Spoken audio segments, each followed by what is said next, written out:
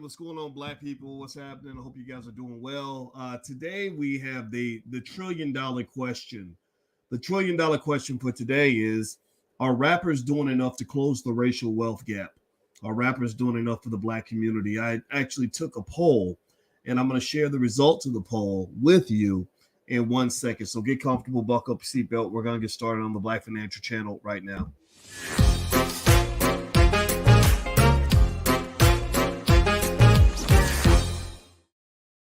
Hey, what's going on, guys? Welcome to the Black Financial Channel. That's theblackfinancialchannel.com. My name is Dr. Boyce Watkins. I'm your friendly neighborhood finance professor. On the Black Financial Channel, we talk about black wealth and black economics every day, sometimes as much as 10 times a day under one condition. The condition is that we are black first. Black first means that we put our community at the top of our priority list and we don't care who gets in the way. Black first means that our kids are going to be better educated than your kids. Black first means that our kids are going to be prepared for the future economically by any means necessary. If you agree with that philosophy, put a hashtag B in the number one of the chat, hashtag B1. That is the calling card if you want to join B1 conversations out here. All right, so let's jump into this conversation. Brick City says Boyce Watkins always changes my mood from bad to good. Good. Well, let me just say this. I'm gonna start this off by saying that I want to have a good conversation about the rappers. I'm not here to beat up on hip hop. I have evolved. I have been myself very frustrated with some of the stuff I've seen from that music industry. Those racist sons of bitches that just they just believe anything's okay as long as it's making money, right? We rapping about popping mollies and killing black people. Well, that's cool as long as you ain't saying nothing negative about gay people, saying nothing negative about white women, saying nothing negative about Jewish people. Anything goes when it comes to black people, but everybody else is protected.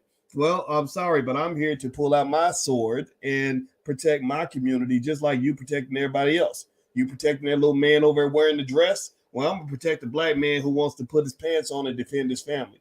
You want to protect that white female? Well, I'm going to protect the black female. I think it's okay to protect ourselves. If you agree with that philosophy, just put a yes in the chat to let me know I'm not by myself. Because sometimes you get out here and you say things like, I want us to be more intelligent as a people. And next thing you know, people getting mad. What's wrong with you? You a hater. You a snob. You elitist. You elitist. Ain't nothing elite about wanting black people to succeed. There's nothing elite about wanting to break generational curses. There's nothing elite about saying, I don't want my kids to feel like in order to be, if you ain't traumatized, then you ain't black. Anybody ever seen that where people really think you ain't black because you didn't have a gun put to your head in the third grade and you didn't have to, step over crack pipes to get to your parents and you didn't have to dodge bullets on the way to school. Anybody ever see that? I don't like that, man. I don't want that for the kids, man. Is there something wrong with me for saying that I don't want my children to have to dodge bullets and crack pipes in order to have what is considered a normal black experience? I want my kids looking like Will Smith up at Bel Air, right? That's what I want. I want my kids rolling like the Fresh Prince. I want them to be sitting up there next to Carlton, not acting like Carlton now, but sitting next to Carlton at the fancy school, living the good life, man. That's what I want. Is there something wrong with that? Is that bad? Does that mean I ain't keeping it real? I ain't keeping it 100? Really? I personally think that there's a lot of people who agree with me, even the ones who rap about it, even the ones who they got because it went from gangster rap to trap music, then they got drill rap. But I bet you that if you look into the lifestyle of if you look into the soul of every gangster rapper, every trapper, whatever the hell you want to call it, or every drill rapper, it's the successful ones now, and look at what they're doing with their kids. Are they sending their children to the crack house in order to just have a black experience? Are their kids dodging bullets on the way to school, or are their kids going to private school? Right? So you got to pay attention. Young Jeezy, I see you. I see how you're raising your children to go to college and live a normal, healthy life. I mean, you're rapping about the trap, right? Because you got to keep it real. You got to keep it thug, whatever, keep it gangster. But when you're talking to your son, your daughter, I don't know if he has a son or a daughter. I can't remember which one. You're sending your kids to college, man. And my point is to say, I think all of us want Black people to be safe and healthy and happy. I like to believe that deep down, we all truly believe or want to believe that Black lives really matter.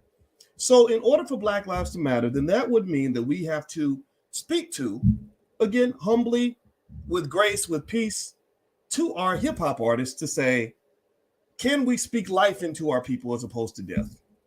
Can we elevate our people as opposed to celebrating the debauchery? Can we lift them up as opposed to crush them down with I know that Jewish man is paying you big money to rap about only God knows what. I know that white man wrote a big check for you to go and perform and say, women ain't nothing but raggedy hoes and everybody needs to pop Molly before they go to bed. And I shot 3 Black dudes yesterday. I know they paying you good money to do that. But here I am. I don't have the white man's money. I'll never have his money. I don't have $1 billion to pay you. But I got $1 billion worth of love for you. I got a multi-trillionaire community that is dependent on you to use your platform in a way that is going to uplift as opposed to suppress. Now, this is getting to the economic conversation. Actually, I want to talk specifically not just about the economics of what's going on with hip hop, but also the racial wealth gap.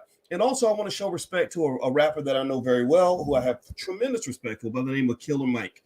Give me a yes in the chat if you know Killer Mike. If you know Killer Mike, if you've heard his music, if you know who he is, put a yes in the chat. Let's shout out Killer Mike because Killer Mike is a great guy, and I think Killer Mike deserves to be truly respected. And somebody says, I want to put you in contact with KRS-One. Absolutely. I've never met Chris, but I would love to meet him and talk to him directly. I met one of my other favorite rappers the other day, Immortal Technique, and that was we had a wonderful 2-hour conversation. I just think that guy's great. All right. So anyway, Michael Render, that's his name. Oh, and my email manager@boycewatkins.com. That's my manager@boycewatkins.com. My email gets too much stuff in it. I don't even read email, to be honest with you. All right. So here's the deal. So Killer Mike, so here's how it started, right? So last week, I'm doing kind of a follow-up to a discussion that we had last week. So last week, I posted something that George Frazier shared. George Frazier, his Power Networking conference is in August, and I'm going to be speaking there. So I suggest you go take a look at that. And I put up this post, right? And if you're watching on YouTube, you can see it. If you're on Instagram, you won't see it. But you saw it on Instagram. My Instagram is The Real Boyce Watkins. It was an image of a lot of rappers, very famous people in the picture, holding up glasses of whatever, toasting their success. Look at us. This is Black excellence, y'all. This is success. You got T.I., Jim Jones, DJ Khaled, Yo Gotti, Diddy, Jay-Z, a lot of other people in the picture, right? A lot of hip hop artists. And what happened with this image that's really interesting is that some people said, yes, look at this. This is Dr. King's dream. This is the American dream. They're doing so well. This is great. This is Black excellence personified. And I didn't totally disagree with that. But then there were some who stepped in and said, is this really Black excellence? Is this really the pinnacle of success? Does this really represent so-called success? What is success? What is success? Well, the thing about success that's kind of funny is that when you're Black, success can come in a lot of different forms. And sometimes what you receive that you think is success really ain't success, right? I remember you basically kind of make white people into your economic guides. So if I'm a white man and I say, okay, I want to create some artificial Black success, what I do is I grab some ignorant dude, who has nothing good to say about the Black community, and I give him $10 million and I put him on TV.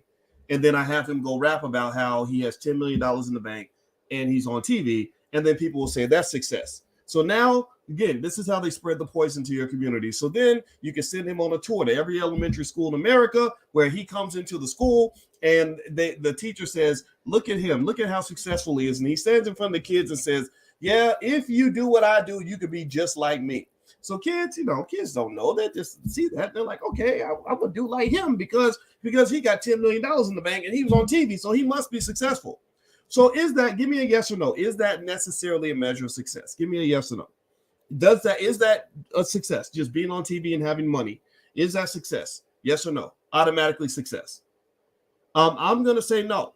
And the reason I'm bringing it up like that is because I want you to be able to discern not just how much money you have, but how you got that money. Y'all know money is my thing. I love to talk about money. I love to talk about wealth. I love to talk about investing, but also how you get the money really matters, because sometimes you can put $10 million in your bank account, but you've done $100 million worth of damage to your community.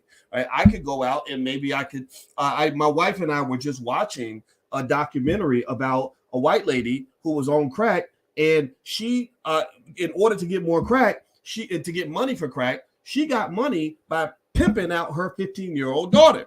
So she had more money, so much so-called financial success, but the cost of her success was incredibly high. It was a price that was higher than any of us would ever pay. So ultimately, what I want is I want you to have real success, not crackhead success. Because crackhead success makes you think you're successful when you really aren't successful at all. It makes you feel successful when really you're kind of a failure, right? You claim success, but really you've stolen success away from others. So if I have made, pay attention now, here's where I'm going. If I've made $50 million spreading a message, marketing a message that is deadly and toxic to every young black male who follows my instructions, then I really don't have real success. I actually have crackhead success, right? Because I can show you where I have $50 million in the bank, but what you don't see is the $300 or $400 million worth of damage that has been done from, getting a million young black boys to divert their energy from productive activities to self-destructive activities. This is where it gets a little murky.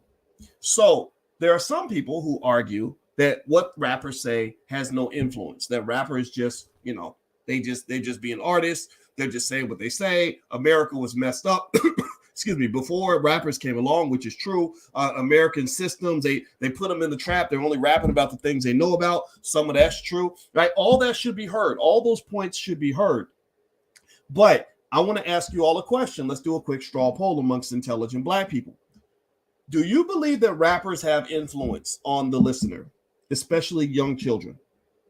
Do you believe, give me a yes or no, do you believe that the words and the lyrics and the actions of hip hop artists influence society on any level? Do you believe that a rapper can make people buy a certain product? Well, the answer is probably yes, because that's why corporations pay them money. They say, oh, well, here, we'll give you $1 million to, chew on a cheeseburger, and then people will go buy that cheeseburger. Corporations ain't stupid. They do the calculations, right? So to say that artists have no influence and that their words don't matter is simply not true. The evidence does not support that statement.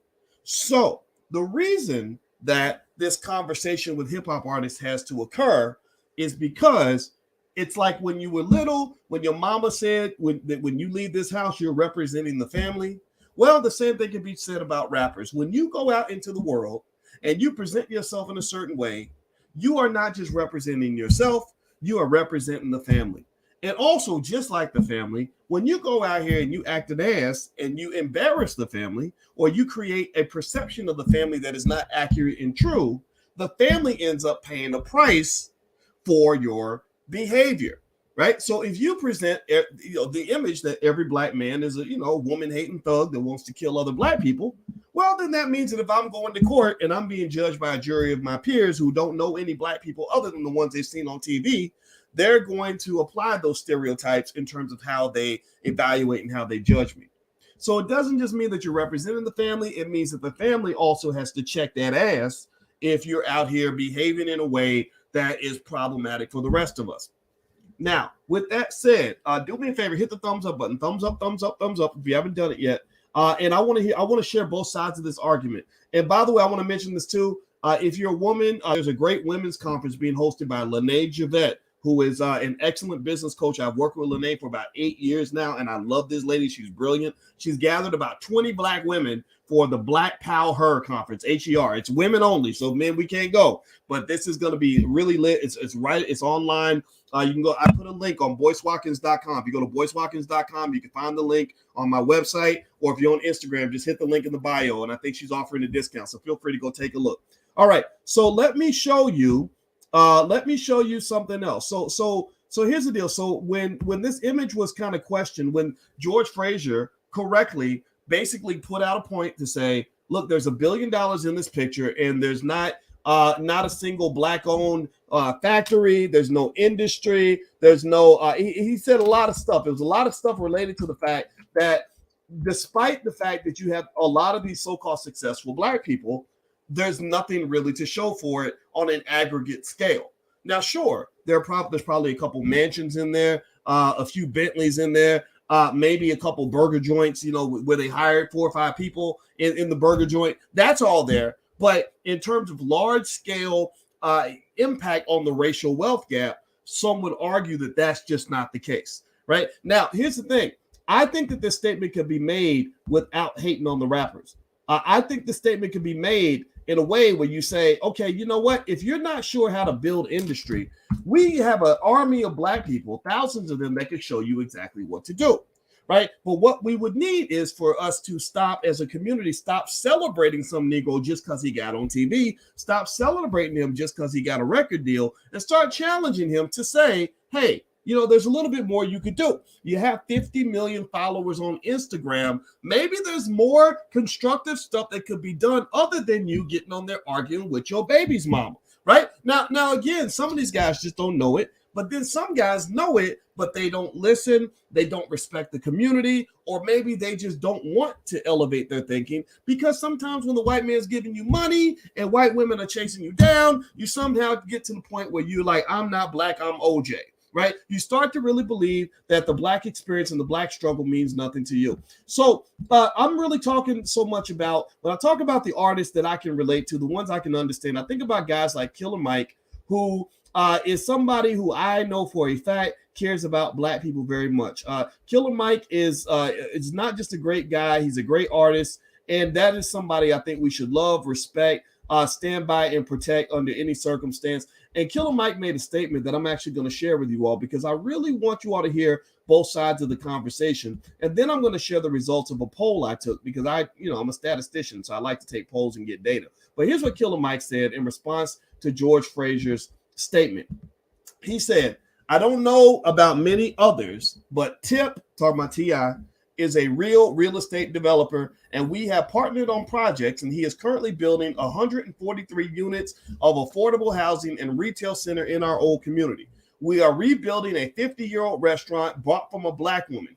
He, Jermaine, Jeezy, Dallas Austin, Big Boy of Outkast, and many other entertainers have become businessmen and keep many folks empowered and employed. I would argue that this picture represents at least 1,000 jobs. Remember that term, 1,000 jobs, for blacks and beyond. The schools, be it LeBron's or Winston Academy and ATL, are essential and important too. All supported with these folks' dollars too. At any rate, I see the glass as half full. My great-grandparents left a farm for us that we still own, and I plan on leaving that and more for my grandchildren and community. Can we do better? Yes. Will we? Absolutely, we will. Love and respect. Black folks love y'all. So let me tell you, first reason I love that comment from Killer Mike is because it is an acknowledgement that the community is being heard. And that's what Killer Mike is really good about. He's really good about hearing people and responding. I mean, the man should be a politician if he's not already running for office as it stands. I would vote for him. Now, here's what I want to come back with and share as well. Now, I did a survey, though. And the survey with you guys, I did it on my YouTube channel. I love to do surveys to see what you guys are thinking, because I want to hear the voice of you guys as well. And I said, do you think rappers do enough for the black community? Look at those results. 94% of you said no. 94%. That's 9 out of 10 black people, at least intelligent black people that follow this platform. So y'all ain't normal. Y'all not average Negroes. Let's just be clear about that. Y'all are some really special people in a good way, special in a good way, right? But still, 94% said no. So the question is, how do you reconcile that, right? Killer Mike making very good points about what T.I. and he are doing in Atlanta, and Big Boy from Outkast and some other guys and doing really good stuff. But then the community's not satisfied. The community's just looking over and saying, man, come on, man. This is white. This isn't really going anywhere, right? Well, let me kind of, now somebody said how many votes? It was a few thousand. I'm gonna say about 3,000. And I'm a statistician, so you really only need about 200 or 300 votes actually most of the time to really get a decent inference on the population. So you don't have to, just so y'all know, those who are not statisticians, just know you don't have to sample 1 billion people to get a good result. You really only need, 3,000 is too many actually, but that's about how many we have. Okay, so here's the thing. Here's where I think that there is areas for improvement, room for improvement. I'm tired of setting the bar low for rappers. I really am. I'm really tired of setting the bar low by saying, that if a guy, if a guy just, I don't know, invests $5,000 in a black-owned business, that's enough. Or he gives $3,000 to a community center or whatever. I don't like that. That doesn't mean anything to me. Because at the same time, I'm hearing that you invested $1 million with some white boys on Silicon Valley, but you gave $3,000 to the Black Community Center. That means pretty much that black people are getting your spare change. White people are getting your big boy money. White people are getting your big boy commitment. That's one of the problems, right? The other issue that you have is that when you talk about what rappers can and should do, their value is not in how much money they have. Their value is not in how much economic financial wealth they have. Their value is their influence. That's why you have so many deals that are done where a $1 billion tech company will make a move and they'll go find a rapper to be part of the board, and they'll say, look, we don't want any of your money. We just want your influence. How do you think that those Russians came in and were able to buy that the center where the Brooklyn Nets play? How do you think they were able to get that arena? Well, they called up Jay-Z. They said, Jay-Z, we'll give you this percentage, this tiny percentage. Gonna give you little tiny like crumb percent, like a bitch tiny percentage of the team, and then we're gonna put you on a gigantic ass billboard in the middle of Times Square and make everybody think you're the owner. Right? Why do you think they did that? Well, that was a beautiful rope-a-dope. That rope-a-dope was we need a mascot. We need an influencer so that when people come and critique us and say, look, black people are getting screwed in this deal, we can say, no, look at that. We got Jay-Z. Why would you go against Jay-Z? Why you hating, dog? Why you be hating, dog? See that old, like, why you be hating, dog culture? Like, that kills a lot of progress in the community, because a lot of your critical thinkers are not haters. They're not trying to be haters. They're just thinkers. Stop discouraging black people from thinking. Stop thinking that every time somebody has a critical analysis that they just be hating. You just be hating. What you're doing is you are oppressing people into mob-like ignorant behavior where you don't take a moment to reflect on things before you move. You simply do what everybody else is doing because you're trying to follow the crowd. I ain't trying to follow the damn crowd. The crowd is how we got here. Following the crowd is what got you into the bullshit that you're in right now. So stop following the crowd. Seriously. You ain't got to be a hater. You ain't got to attack everything. But my Lord, can we at least stop and ask a question like, wait a minute, you're saying I need to vote and you got a pen that says I voted. Well, who did you vote for and why did you vote for them? Well, why you be hating? What's wrong with you? Well, no, I'm not hating. I just want to know, what did we get for the vote? Like, what did they deliver specifically that makes them worthy of our political attention and support? Well, you what's wrong with you? Shut up. Stop it. See, the problem that some of the problems you have with the community is sometimes we let the dumb kids drive the bus. We just do. We let the kids from the little bus drive the big bus, and then the bus goes off the cliff, and you wonder why. Stop letting the kids drive the bus who don't know how to drive. Okay, and so with that being said, let's go back to reconcile this point. Do me a favor, hit the thumbs up button. Thumbs up if you haven't done it yet. Also, don't forget, tomorrow we have stock market investing class. If you want to do a free trial in the class, it's really good. And I get free stock picks and all that stuff. So feel free to go to boycewatkins.com and take a look. Stock market investing is my expertise. That's what my PhD is in. I would love to help you avoid all the nonsense that's out here. So feel free to join us. We meet every Tuesday at 11 a.m. Eastern, and there's 5 years of content available that you can go and dive into right this second. All right. So let's go back on this, right? Okay. So when you're talking about Killer Mike made a great point about how that picture of your wealthiest rappers, you got Jay-Z, billionaire, Diddy, billionaire, T.I., killing it. A lot of guys in there making a lot of money. He said that represents at least 1,000 jobs. Let me give you a basis of comparison in terms of what goes through my mind as an economist when you say 1,000 jobs. Let's look at white people. Elon Musk, now mind you, Elon Musk has more money than probably all the 10 richest rappers combined times 10. So he's got a lot more money than a Jay-Z. But Elon Musk has probably created with SpaceX and Tesla a good 150,000, 200,000 jobs for mostly white people. Let's look at Jeff Bezos. Jeff Bezos has created about 1.6 million jobs for mostly white people, right? Now, my argument would be if Jeff Bezos can create 1.6 million jobs for mostly white people, then I wonder if Jay-Z and Beyonce could create, say, 100,000 jobs or maybe 70,000 jobs for black people, right? When I got on with Kanye West on the phone, one of the first things he told me, I don't know why he told me because I ain't nobody, but he did tell me he was worth $4.6 billion. So my thought is if you're worth $4.6 billion, then you could probably create, 10,000 jobs, right? 20,000 jobs. One of the things that we do sometimes is we set the bar incredibly low. We don't understand. We don't sort of take the time to really think about what can really be done with the resources that you have. Now, here's the other deal too. We don't need your money. We don't need your money. If rappers are looking at the community and saying, damn, like they just want to have their hand in our pocket. We don't need your money. All we need is your influence. And all we need is for you to sit down with the smart people in the community and make a plan. So if you are a TI and let's say you take a coalition, let's make it a powerhouse coalition. But let's build a powerhouse coalition of some of my favorite rappers. Okay, you got T.I. I love T.I.'s music. Great, brilliant artist. Ice Cube, that's the homie, right? Killer Mike, and let's throw in some couple other rappers. I know Jay-Z. Let's throw in Jay-Z, and give me another rapper. Give me a couple more influential rappers that are really Kanye. We got Kanye. Anybody else? Somebody else? Give me the last rapper I can throw into the pack. Give me another one. Let's see here. Drake. No, not Drake. He's Canadian. All right, let's throw in let's throw in another. Give me one more. I need one more rapper. Jeezy. Okay, well, Jeezy.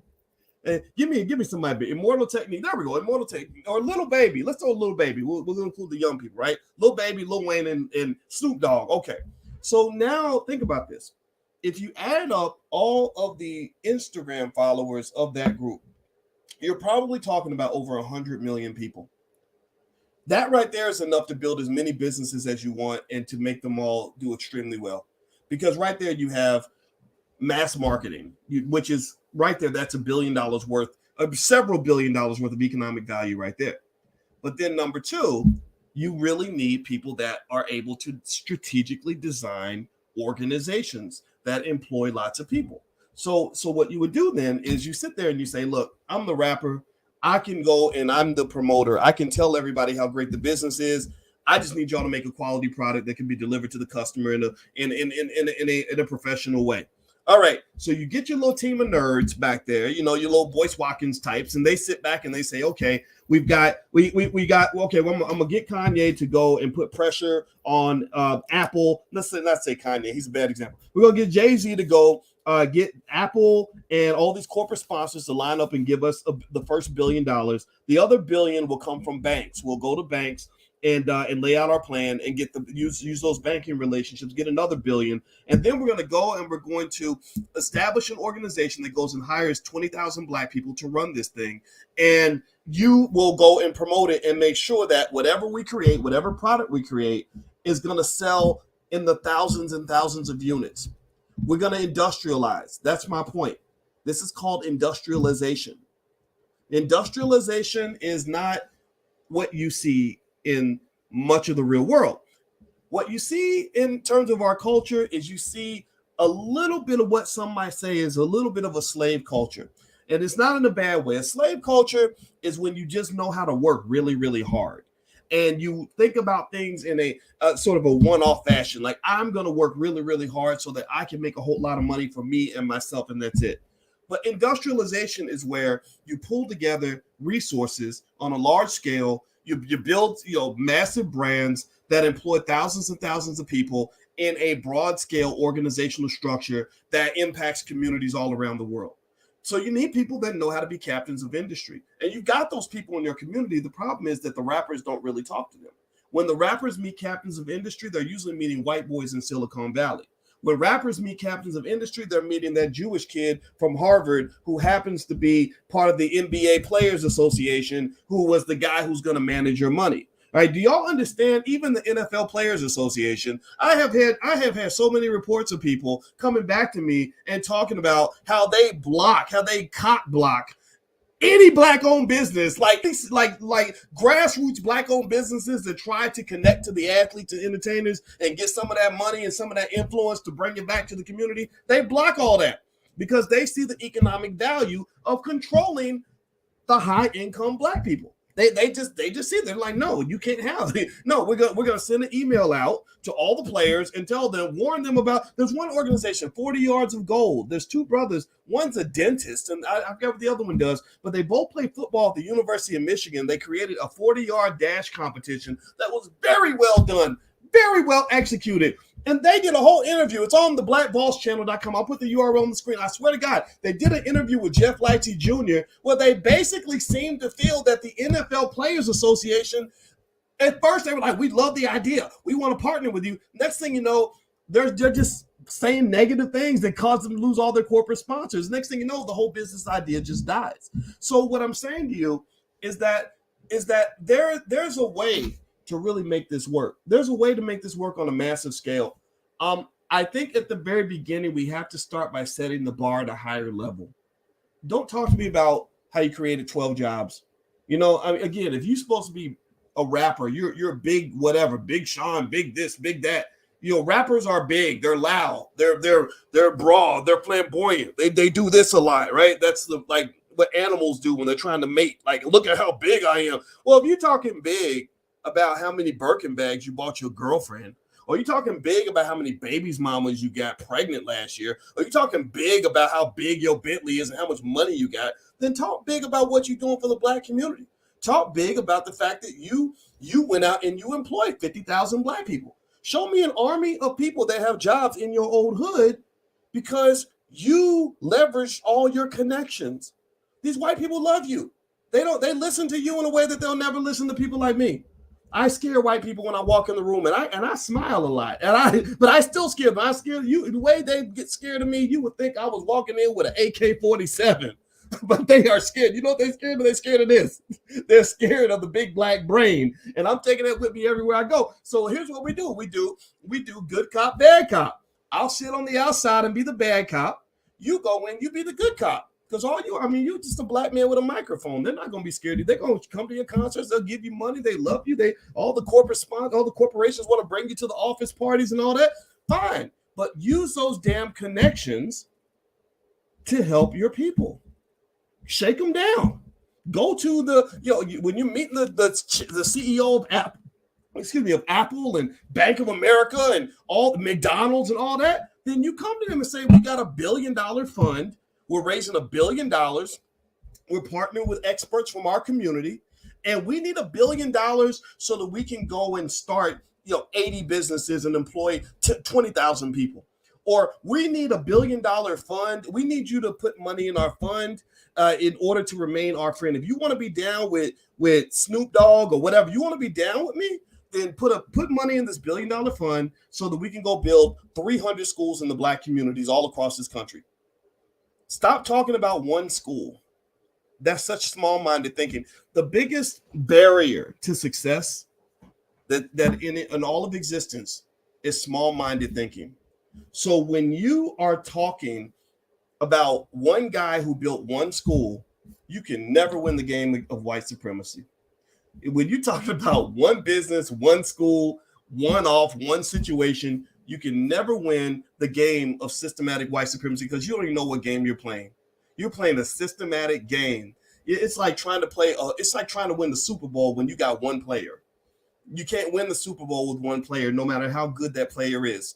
You won't even get it. You can't even, they won't even let you in the game because they're going to say you're going to get killed because you need 11 on offense and 11 on defense. Then you need special teams and you need a coaching staff and you need a whole, about 100 people with you in order to win the Super Bowl. You can't win the Super Bowl with one person. So whenever anybody says, hey, well, LeBron built the school, not that I don't care about that school, but honestly, I don't care about that school. Sorry, not sorry.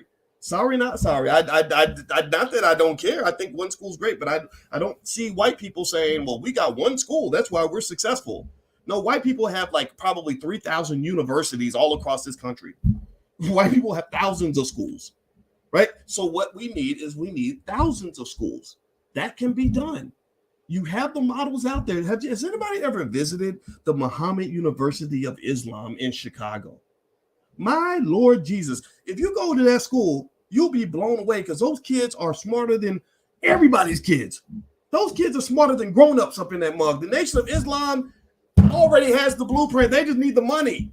They need y'all to stop running away from Farrakhan and getting scared every time they tell you that somehow he's dangerous. But yet they'll let somebody go. Pay attention now. They'll let somebody rap on Spotify all day about killing black people, but yet they're gonna try to convince you that Farrakhan's dangerous because he stands up for black people. Get out of here with that nonsense. Stop falling for the okie doke. Go to that damn school, raise $100 million so they can mass produce their business model and help people all across the United States. It doesn't make any sense. Pay attention now. This is how I know they don't love you. This is how I know that they don't love you. Stop saying Black Lives Matter. Stop it. I don't believe you. You're full of shit. The reason I know they don't love you is because all the bad ideas get all the funding in the world, and all the good ideas don't get any money at all. They'll put $1 trillion behind a really bad idea, but put no money behind the ideas that are already working.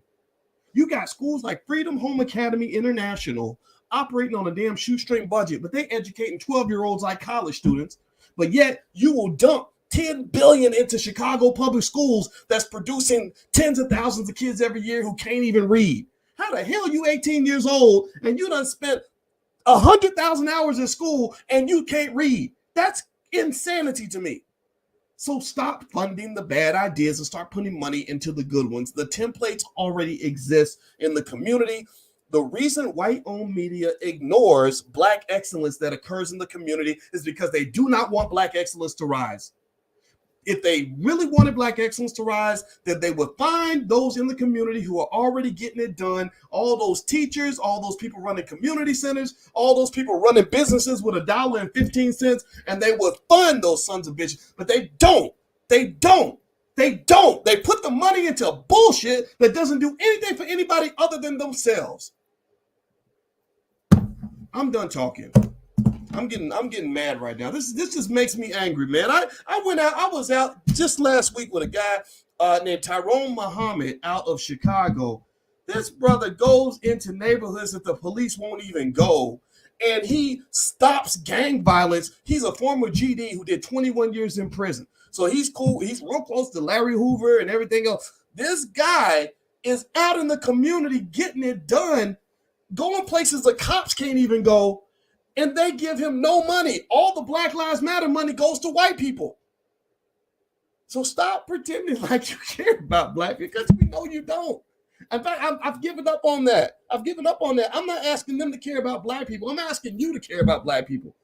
And to me, if you care about black people, you will take the time to ask the hard questions and have the hard conversations.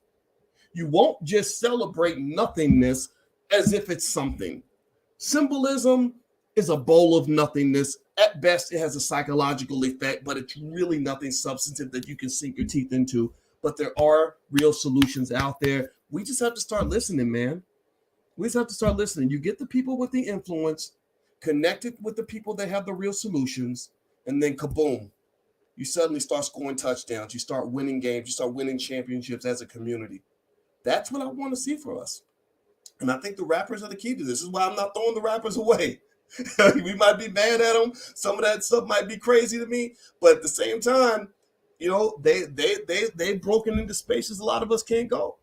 And I think it's a matter of them making the conscious decision to be intelligently guided on what your next move is so that you can have maximum bang for your buck.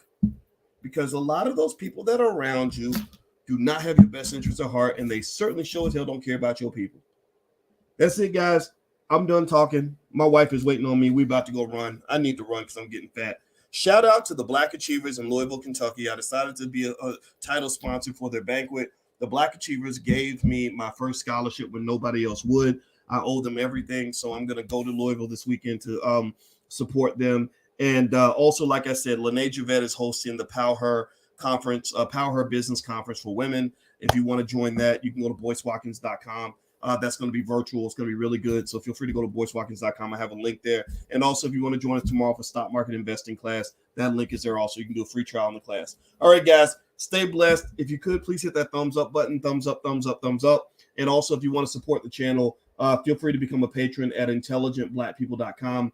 I drop stock picks and special offers in there in exchange for your support. So we're trying to build Black-owned media, so we could really use your help with that as well. So the URL's on the screen. All right, guys, have a good night. God bless you. Love you. I'll see you soon. Take care now. Peace.